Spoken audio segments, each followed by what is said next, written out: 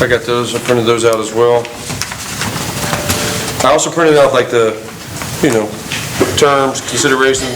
Right, and we All that have good that stuff. in section 8, okay.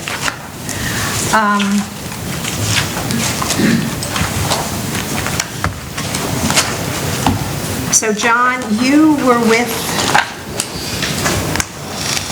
who drove with you when you Was did? it Bob? What's his name, Bob? Robert? Don. Don, I'm sorry, Don. Okay. So, Same thing. Yeah, no, I was really impressed with them. There's two companies involved here. So the first one's Link Bridges, Don Farr. They build fiberglass bridges in modular pieces. And then Jacinto Navarro. And I forget the name of his company, but he would be the one, I guess, demoing and installing the bridges. Is that SCC Concrete? Yeah. Yes, that is it. Yes, thank you. And that's that's the guy they use Right. down here in Florida. And he was here. He was here, He yeah. showed up at the meeting and Yep. you guys rode around. That's sir. Right. okay. So, John, your opinion? My opinion is, I think it's a no-brainer. I think no matter, like, if I leave, the day I leave Stony Brook, if I stay in the industry, if I go to another golf course and we have to do bridges, I'm going with this. How could you not? It's a very superior product. From what I saw, had the ease of maintenance, the ease of installation. And this would be like a 2-week process. That's what they said. I mean, if we gave them 3, or give them more than enough time, for weather, for whatever, shipping, logistics, It's and better than all summer. it's still better than being shut down for 3 months, 2 months. So the total here is $500,000. Okay. Yep. Chuck, what? But let me ask, well, I guess besides the date, we got a quote in our packet for $450. Yeah, so Don went back and he's been working, I guess, for the last month and a half to re-engineer the bridges, because normally when they make them on a like bridge by bridge basis. They're looking at doing kind of a repeatable kind of process, and with that getting some scale, if you will. So the proposal that's printed out for you that John got, it was just emailed in last night. What's in the pack was what was emailed about 6 weeks ago. So he's been able to sharpen his pencil a little bit, with re-engineering the way that they build them. But his pencil's sharper in the wrong side.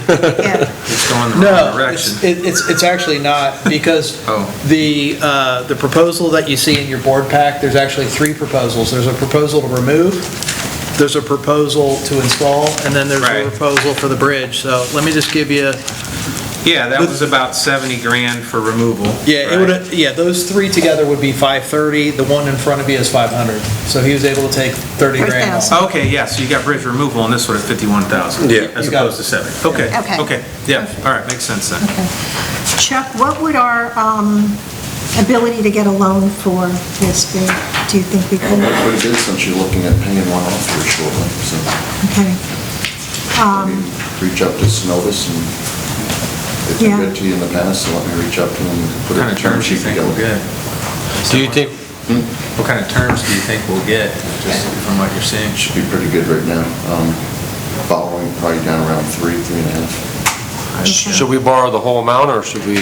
I would suggest buying the whole amount. At that Remember, you always percentage? have the ability to prepay. Yeah, for sure. We can get And 3 or we'd probably want to add a 3.5%. little extra in there, a 10%, I would think. Okay. Chuck, what's the current number for competitive solicitation with the engineering next Say day? about 460. So this project is 530. 2 different contractors, and the whole thing was about 500, I think is what. 500, the yeah. numbers, So if we're talking Total 500. 500. With the 2 different contractors, you got roughly 50 going to one and 450 going to the other. No, actually, that's not right. No? Because you've got 51 plus 56 going to one. installs, I'm So you got 107 going to one contractor, and then, was that 393 going to the other contractor? So we're talking 2 different contracts. Yeah. Yep. 2 different, I'm just, Yeah, one's removal and install, the other one's supply. supply. Those 2 numbers Okay. will go to SCC Concrete. we have a proposal necessary contract? I mean, a contract in that regard. We would have a separate contract with them, I think Right. that's what we discussed. Yes. Okay. Yes. For the 107 is SCC Okay. contract. Yes. Only because it's not, Links Bridges would be in for the rest of it. for the LDO to be necessary to be developed. I'm thinking you're probably gonna need to pull a permit, for sure. Yeah, Yeah, so okay. figure that's probably somewhere between 5 and 10. I would suggest in order to split this out, Chuck, that we have a separate proposal from the Oh, I totally agree, and I Yeah, think that's what you got. demolition, remove, and install, Yeah, because otherwise it's blended into one contract at that time. Because we are contracting directly with both Companies. SCC and, because we discussed this at the meeting, right? Correct. So we would be contracting with, One's even manufacturing, one's though, demolished. even though Links brought in Yes. SCC, they've worked with them, Yes. we would contract with SCC Separate. and Links, Links two separately. separate. Okay, But I think the way it's being proposed to us, it's all under one number. correct, and that's Right. through me. Okay. Would you want me to call us and try to get a proposal for 107? Well, we will need a separate contract from them, Yeah. proposal. So, but I would like to make a motion that Chuck, Yeah, we'll do that through Johnson. I'd like to make a proposal that Chuck pursue getting a loan for $550,000, A second. and that John get two separate contracts. Okay, Or okay. bids. I'll call Don. Yeah, if you can get me those as soon as possible, because that'll be part of the application process with Synovus. Absolutely. Do we make a motion to approve this, or do we need to see the contract first? Yeah, you Okay. bring the whole package back. Yeah, okay. with the- Yeah. With the finance and understand all of that. Okay, yeah, and I know Don had, in the board pack, put together some renderings and drawings of what the bridges look like. He's happy to do that, I think, for all of the bridges, but didn't really want to do the effort unless... We were on board. Yeah, exactly, so I think we get all of that wrapped up in one bow. That would be part of the contract, the contract would say, here's what's going in. Yeah. These particular bridges, these particular Yeah, things, we- with the map and everything else. Jeff, you had a question? Financially, the best time to do it is June. So, Okay.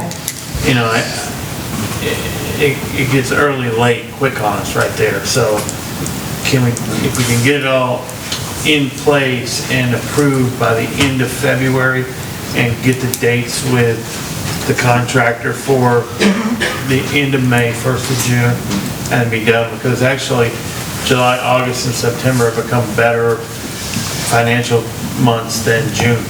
And Okay. usually the financing quotes are good for about 30 days, otherwise you reset them, which probably would be a decrease, I would think, as we go through 2024. Yeah. Okay. So we have a motion, and we have a second. I do have a question, though. Okay. More to John, and any concern, I don't think we run really heavy equipment over any of these bridges. I mean, any concern about equipment issues or?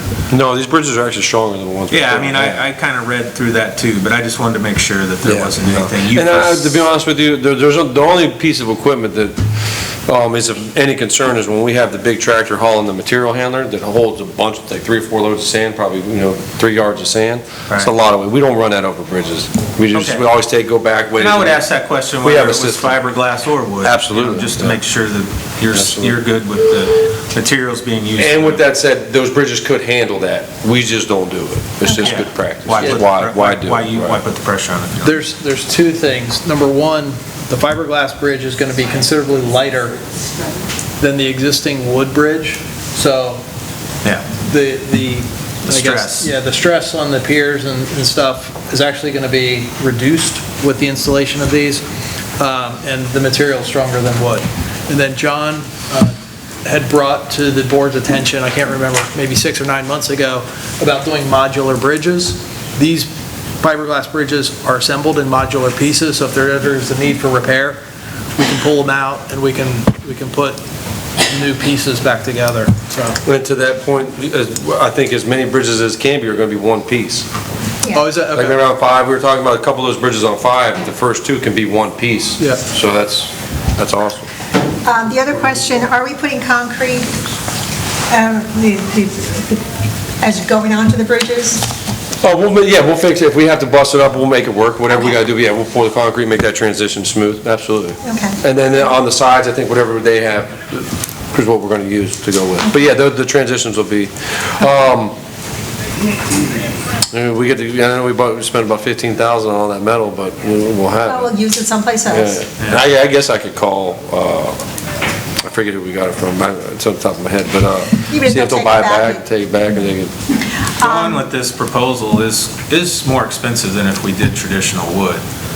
But this fiberglass is saying 75-plus years, that wood's about 25, 30 years.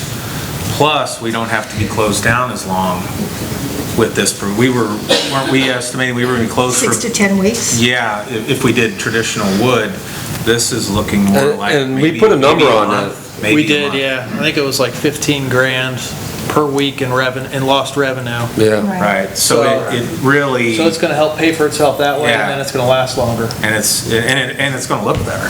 Right, and actually, one of the weeks we're done is the week you would normally close. One of the anyway. weeks we'll have a look into 3-day that. closure, yeah, air So- condition.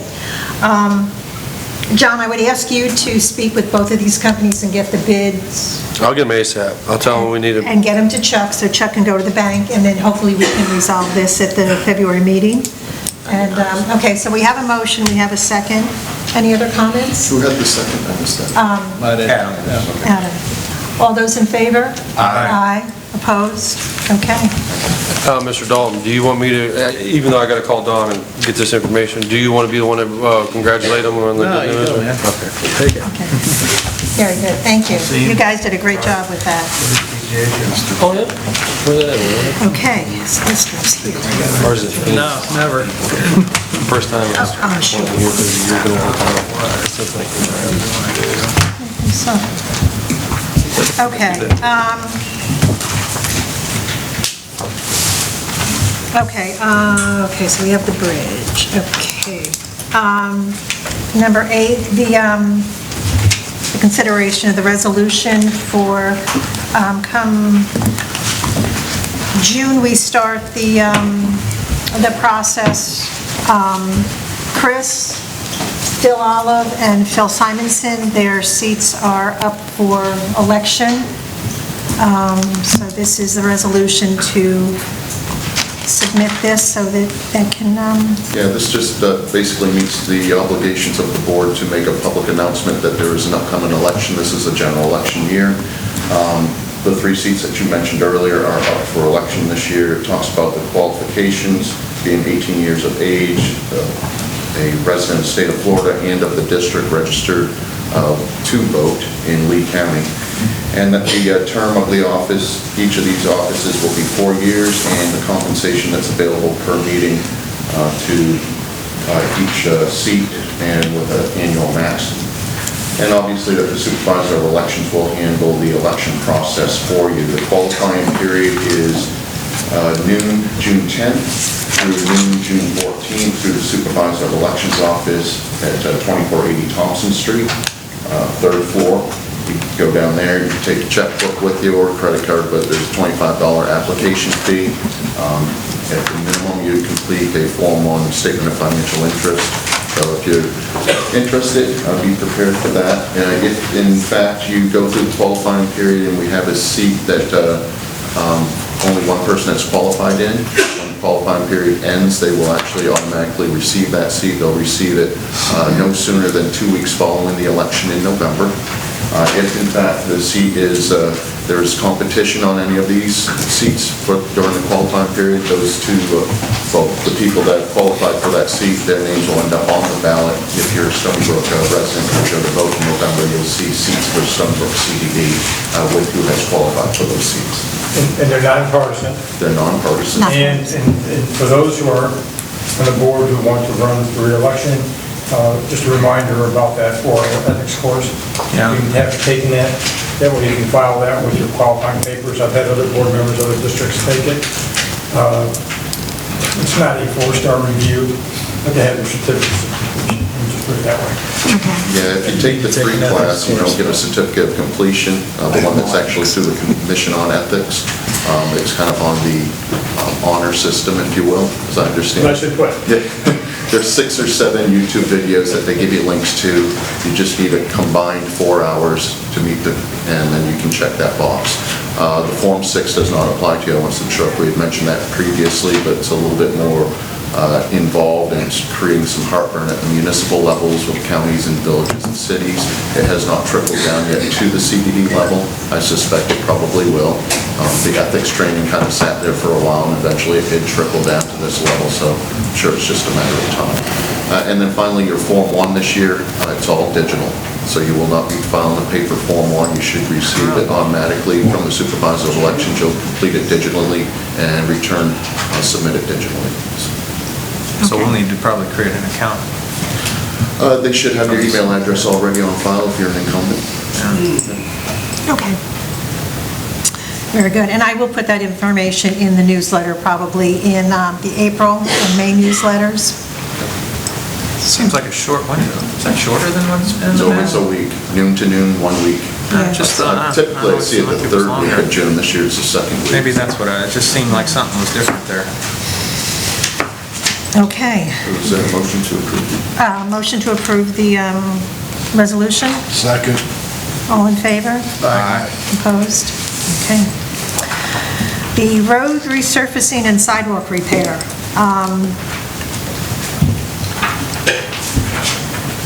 I think the road work repair, or the sidewalk repair has been going very well.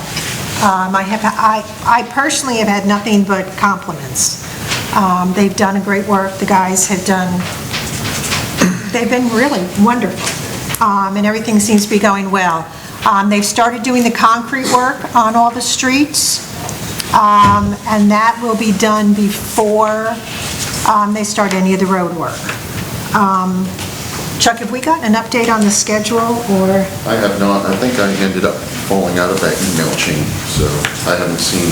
I haven't seen any updates either. No. And I'm sure that had to be with the rain we were having a week or so ago. Yeah. But so- the original one that came out had this project being complete the first week of March. March. In its entirety, and that last 7 or 8 days is actually just built-in punch list days, or if you will, call-off makeup days. I think that will. Okay, well, I'll have to find out from, is there anybody here from? Do we know what the criteria is for the gutters? Which ones get done and which ones don't get done? Because they're going down the street and they're tearing up some stuff, and then you look a couple gutters down and it's destroyed and they're not touching it. Yeah, the markups are on the plans that I circulated to all of you. There's a very detailed location map. She has a full-size set that's going to be much easier to read for sure, but... And if you have What happens if we have disagreements? If you find some additional, I mean, they have bid this on a unit pricing, so there's no big deal in terms of adding additional areas that may have been questionable to begin with, so... If you want to give me the information of where it is, Phil? Yeah. And then I can, Yeah, pass it along, and the sooner the better, because we want to make sure... Do we they have get anyone from our group here Your engineer. overseeing? Yes, your engineer. yeah. Project engineer. Who's the engineer? Johnson Engineering. Eric Howard is the PE. Lee Holmes was in here with him, and Brent Burford is actually your construction inspector, if you will. How do we get a hold of them? Pass them through to me. All right. Yep. Okay. I'll loop them into an email. Yeah. Yeah, it was interesting. Yesterday, I stopped the Johnson Engineering guy who was managing the thing. I think he was pretty new. I think this might be the first project he's... Was it Brent? No, I think Ernesto was his name. Ernesto. Anyway, it was like having a conversation. I was asking questions, and it was pretty clear. He's not an engineer, like he is not, an engineer. He's likely just an inspector. Yeah.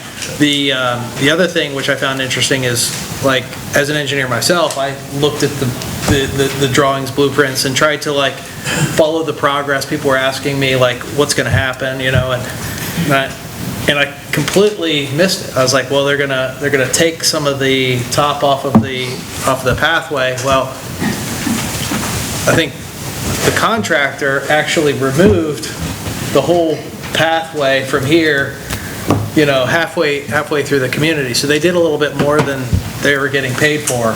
Yeah, they're doing roof remediation as well. Yeah, I know, that's all in there, but to remove the entire pathway, put the pack on, and you'll notice like 2/3 of the way through the community, I think they figured out, hey, we're doing more than we should, and went back to the original plan, but I found that pretty interesting, so.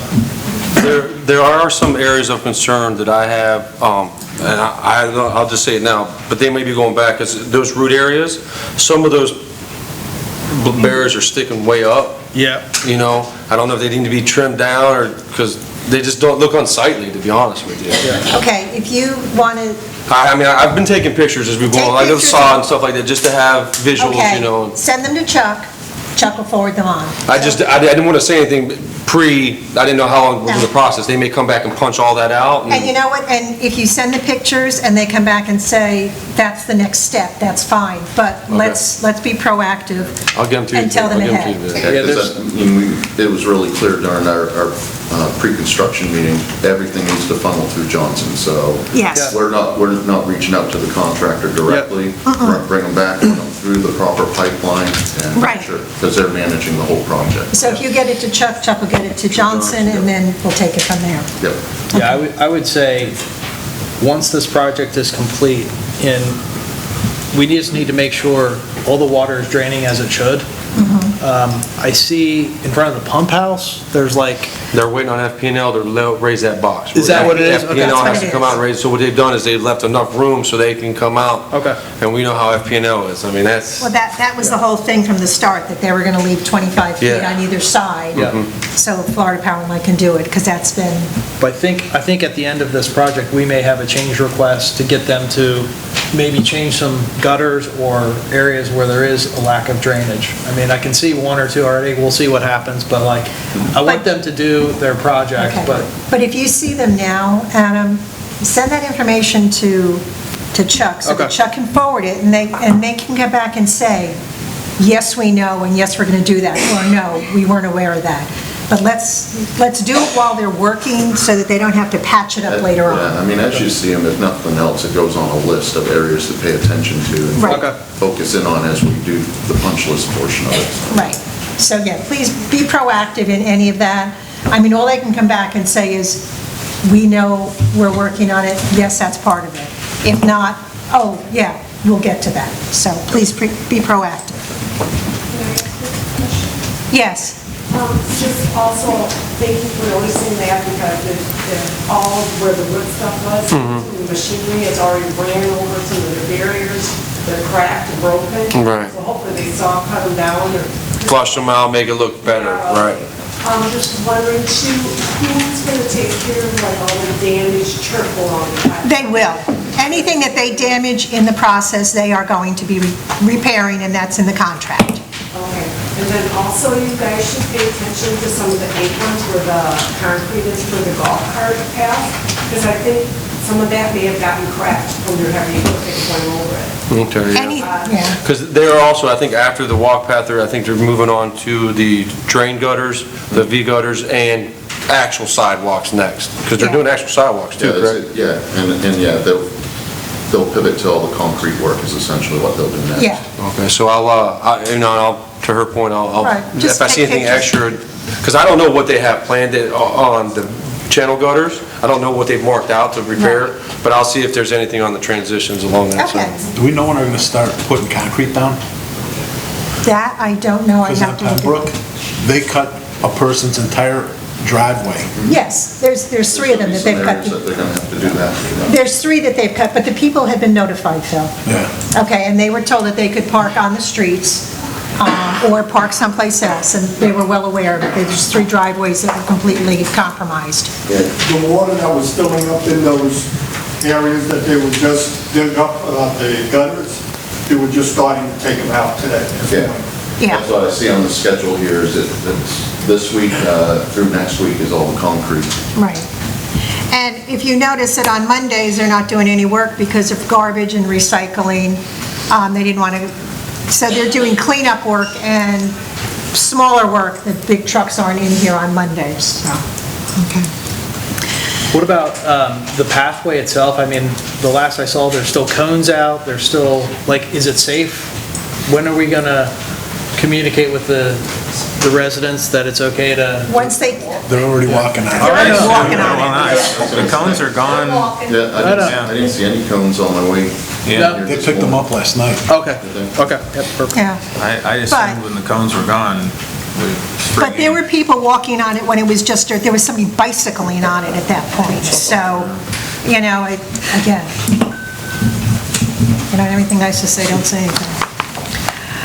Okay, so once, Chuck, if you can confirm with Johnson the schedule for the road work so that I can start getting that out to the community? Yeah, yep.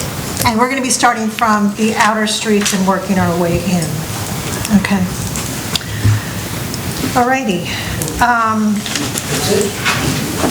That's it on the road work? Yes, Sharon? I am expecting an answer today from your attorney. We are. That's next. That's next? That's, Thank you. It's down a ways. it's down a ways, but yes, there's, Item it's there. 14, yep. Okay. Okay, Weymouth, your letter with... covered that. I'm sorry? Yeah, we covered this. didn't we? We've covered Weymouth and the security, okay.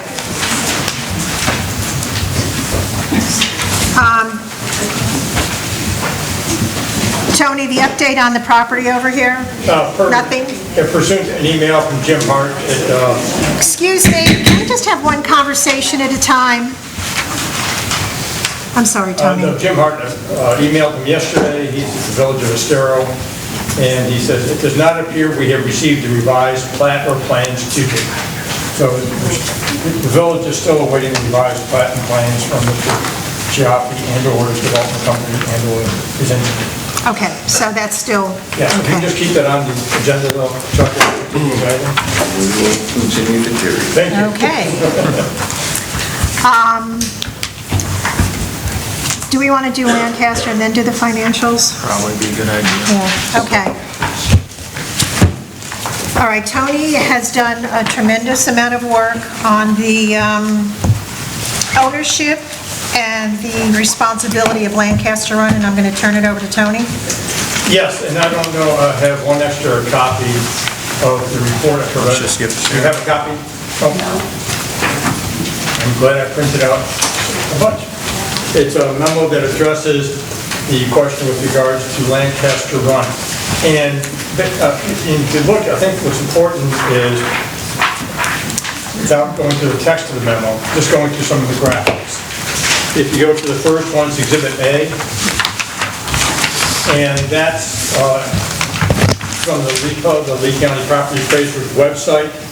And as you know, when you click on a parcel, it'll indicate ownership, folio number, parcel ID information, and everything else.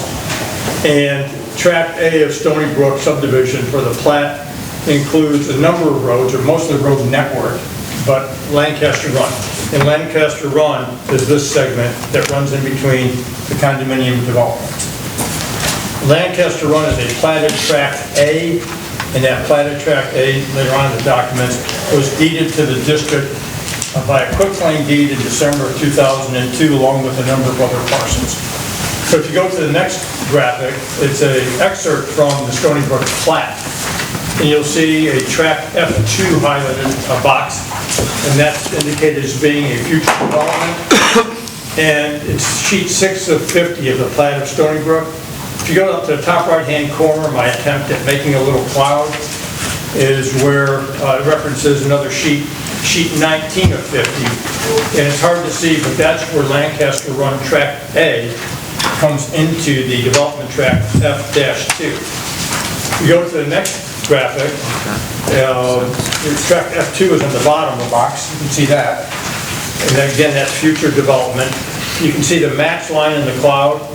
You can see another box for Tract A, which is Lancaster Run, and I can't always draw the straightest lines with Adobe, but the green, and you go all the way up, is the platted Tract A, Lancaster Run, that is owned by the district. What's also important to note, on either side of that graphic, when you go to the next page, is highlighted a box that's called Block H in blue. There's another Block I that is not marked, but those are indicated as being condominium. So this outlines the the platted tracks. And going to the next graphic, you can see in blue, in leafosite, the platted track A, which is Lancaster Run. And it's interesting geometry, interesting stuff on the ground, and recognizing that with the Lee County Property Appraiser's website, there's a level of horizontal tolerance, they call it. So the lot lines don't always match up exactly within a couple of feet. But you can see this is tract A, owned by the district, and there's a roundabout which is in block H, the condominium block, which is for the Stony Brook plat. Also, it's partially in block I of the condominium plat, and then there's tract F-2. So the district does not own anything else other than this platted tract A, Lancaster Run. Now, the Lancaster Run is indicated on LEPA and elsewhere as running up here also, but that's a function probably of Lee County and their name, designation, their EMS designating that as Lancaster Run. So going further along the documents, again with the deed, I then also pulled the various documents involving the condominiums. This graphic shows Pinecrest 1 and 2 and 3 Stony Brook, and it's outlined in blue. And what's hard to tell is that the condominium units are the yellow outlines, those individual buildings. And then there are also individual carports areas that are part of the condominiums. I'm glad I'm not colorblind. And going to the next page, it's Pinecrest 4 at Stony Brook. Hey, Tony, can you just go back to that one page? So the areas of in blue, right? Yeah. That is owned by the residents of the respective... Well, it's not owned by the district, and it's part of the condominium, the box, Yeah. the yellow. In other words, but what's difficult is, and you get to it later on, but I think it's important, is this is this is tract F2 up here. Yeah. The future development. Yeah. This is block H, the condominium for the plat. This is block I, and in the middle is Lancaster Run tract A. But and you'll see later on, there's a separate one with regards to the areas outside the condominium units and the carports. In block F2, the condo, the carport, as well as the parking spaces are part of the condo. We'll get to that later. Okay, sorry. Yeah. And then you see again, Pinecrest 4 is in block I. And again, there's Lancaster on the platted tract. And then we get into, and I don't know why, and hard sometimes to divine why, the property appraiser has indicated certain areas as owned by US Home LLC. That might be a function of them not picking up on the condominium documents or the transition, but again, from the standpoint of the district does not have any ownership interest in those areas. Okay. Then if we get to the, what I did, I went to the 4 declarations of condominium for Pinecrest 1, 2, 3, and 4. And Pinecrest 1 is, and this one, I went to, green is Lancaster Run. The yellow outlines Pinecrest 1 condominium and also the carports that go with it. And at the bottom left-hand corner, you can see this other little graphic that articulates what Pinecrest 1 in the Stony Brook is, and you can see basically it's in block H, and then you have these little slivers that are the carports. And we'll get into some other language that's important in the text of that later on. So then we have the next one is Pinecrest 2, and again, I just did the cover page for the declaration, and then the condominium plat that's part of the declaration. First Pinecrest 2, and just for interest, this is Lancaster Run, ends right here. And this is in tract F-2 for the plat. And the yellow is what's in the Pinecrest 2 at Stony Brook condominium. And then again, we keep going on for all 4. And this is Pinecrest 3. 3. Again, it's in tract F-2 at the bottom part. And then we go on to Pinecrest 4.